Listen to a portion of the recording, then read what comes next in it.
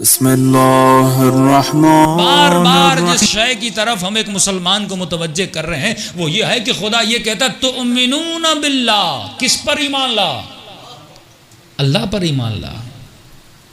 ये नहीं कहा किसी सहाबी पर ईमान ला, ये नहीं कहा कि निस्बतों पे ईमान ला, ये नहीं कहा कि मौलवियों पे ईमान ला, ये नहीं कहा कि मुफ्तियों पे ईमान ला।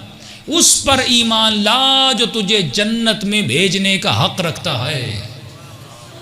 उस पर ईमान ला जो तुझे जहन्नुम से बचाने का हक रखता है।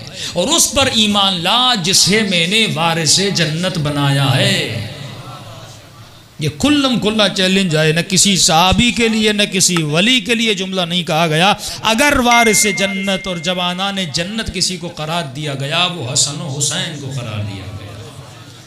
तो यकीनन जो वारिसे जन्नत है वो हमारे लिए रोल मॉडल है, क्योंकि खुदा आसमान से उतर के नहीं आया कि मुझे बताए मुझे ज़िंदगी कैसे गुजारनी है। खुदा ने आकर कभी मुझे ये भी नहीं बताया तुझे कलमा कैसे पढ़ना है। अगर मैंने अल्लाह पर ईमान लाया तो वो मुस्तफ़ा की वजह से ईमान लाया, क्योंकि मुस्तफ़ा ने कहा कुरान है तो मैंने कुरान को माना, मुस्तफ़ा ने कहा अल्लाह है तो मैंने अल्लाह को माना, मुस्तफ़ा ने कहा क़यामत है तो मैंने क़यामत को माना, मुस्तफ़ा ने कहा कि बरज़ख है तो मैंने बरज़ख को माना। अरे जब तुमने सब कुछ मुस्तफ़ा के कहने पर मान लिया तो मुर्तज़ा को मुस्तफ़ा के कहने पे क्यों नहीं मानते? कुरान की आयत है मा आताकुमुर रसूल फखुदू, जो रसूल तुम्हें दे उसे लो। हमें कभी भी ये नहीं कहा कि जो सहाबा दें उसे लो। जो रसूल दे और सहाबी से भी वो लो जो मैंने दिया। मेरे लिए वो सहाबी वो अहले बैत काबिल एहतराम है जो मुझे वो दे जो उसे रसूल ने दिया। अमीन वही होता है जो दी हुई अमानत का ख्याल करे। मैं मरने वाला हूँ, मैंने आपको ये कागज़ दिया कि आप मेरे बच्चे को दीजिएगा, आप अमीन हैं। अगर आपने इसमें बढ़ावा किया तो आप खाइन हैं, अगर आपने रद्द बदल किया तो खाइन है। तो इसीलिए फरमाया कि मुसलमानों, तमाम तर मुस्लिम किताबों में मौजूद है इन्नी तारिकुम फीकुम अत्थक़लैन किताब अल्लाह व इतरती अहल बैती।